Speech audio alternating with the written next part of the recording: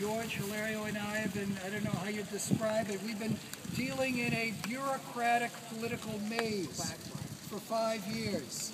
We're not asking the city of Miami for a penny. We never have.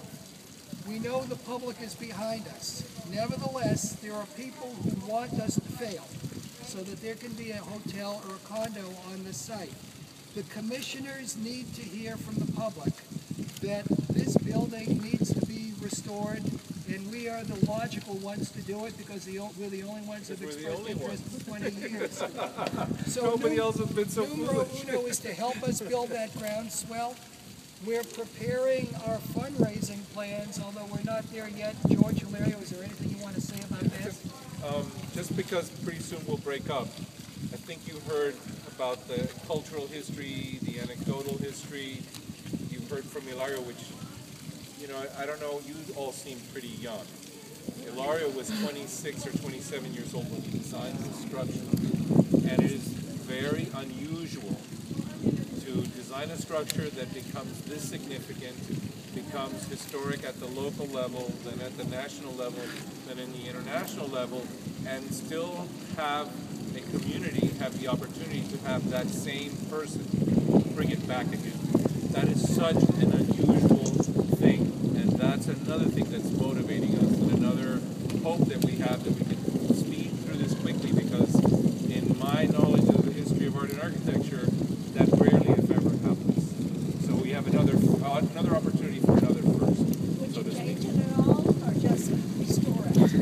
No, we restore it, but we bring it up to the apartments in terms of lighting and illumination and electronics in the 21st century. You know, the kind of wonderful additions that you will never see, but you will enjoy.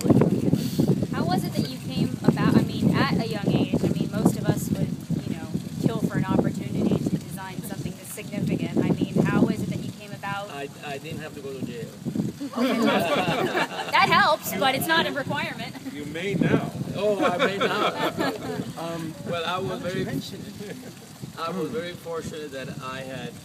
First of all, I finished school in '57. I think that, you know, so I was very few years out of school.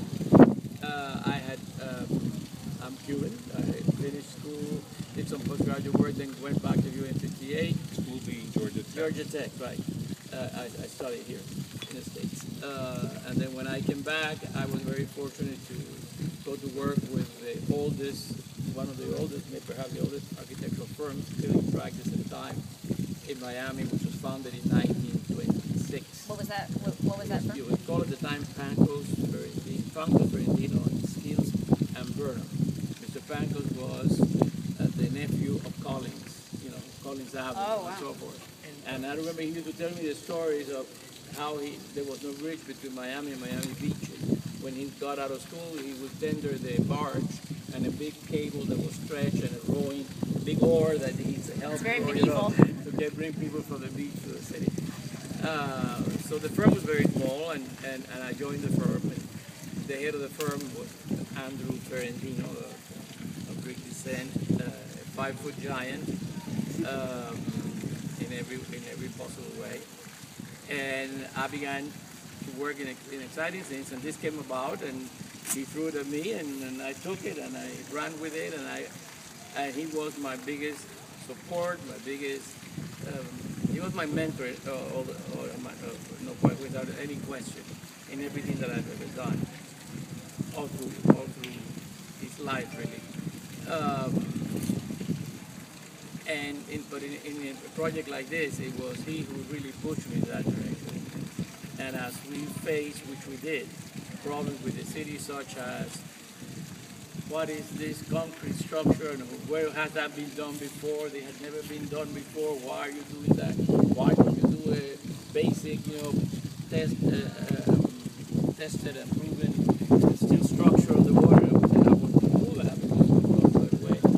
So finally, we came to a standstill where they said, well, we let you proceed, but because of the budget, you have to redesign. So that became the kind of settlement that we had out of that argument.